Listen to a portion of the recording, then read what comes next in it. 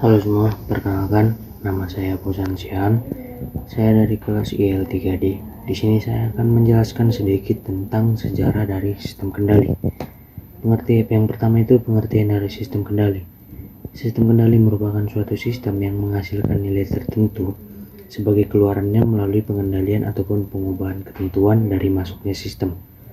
Sejarah sistem kendali tersendiri itu dimulai pada awal peradaban, di mana masih menerapkan prinsip dasar kontrol yang dapat ditelusuri dari peradaban kuno seperti penggunaan katup dan mekanisme sederhana dalam sistem irigasi dan mesin penggilingan padi.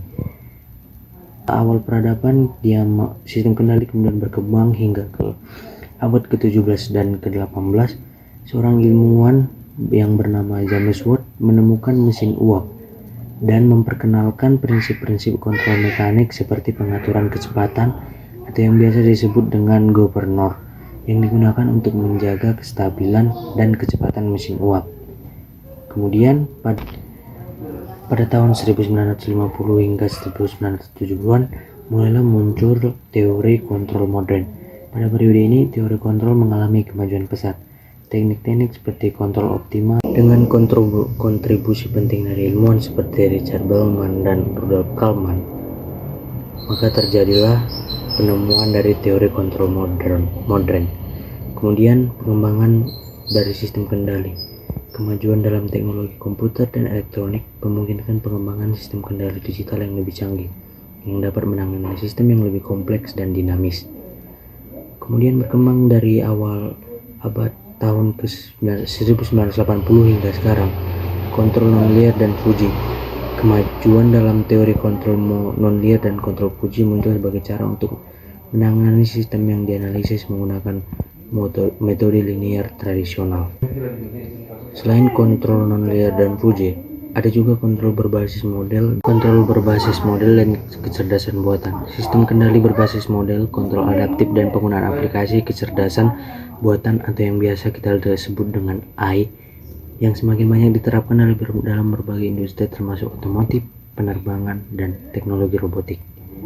Sistem kendali telah berkembang dari mekanisme sederhana menjadi teknologi kompleks yang penting dalam berbagai aplikasi industri dan teknik. Inovasi dalam teori terus mendorong batas kemampuan sistem kendali, memungkinkan pengelolaan dan otomatisasi yang lebih efektif di berbagai bidang, termasuk bidang teknologi, komputer, dan jaringan.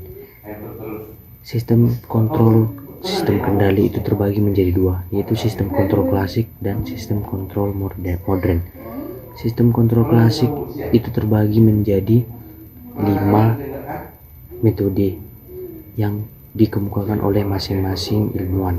Yang pertama itu Vitruvius, di mana dia mengemukakan pengontrol jam air di abad ketiga sebelum Masehi. Yang kedua James Watt, dia memperkenalkan tentang centrifugal di tahun 1750.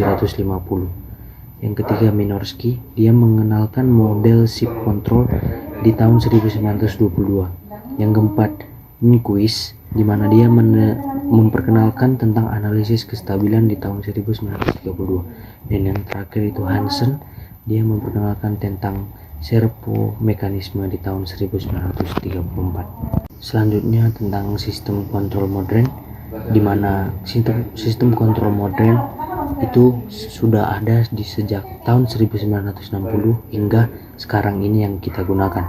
Sistem kontrol modern tersendiri itu terbagi menjadi 5, yaitu sistem kontrol optimal, sistem kontrol adaptif, sistem kontrol logika Fuji, sistem kontrol cerdas, dan yang terakhir itu pemrograman logik kontrol atau yang biasa kita sebut PLC.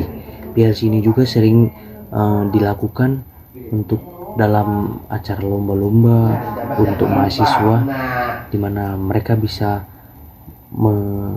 mengemukakan tentang ide-ide mereka pada jaringan dan sistem kendali. Sekian penjelasan yang dapat saya sampaikan. Mohon maaf apabila ada kesalahan atau penjelasan yang kurang jelas. Terima kasih.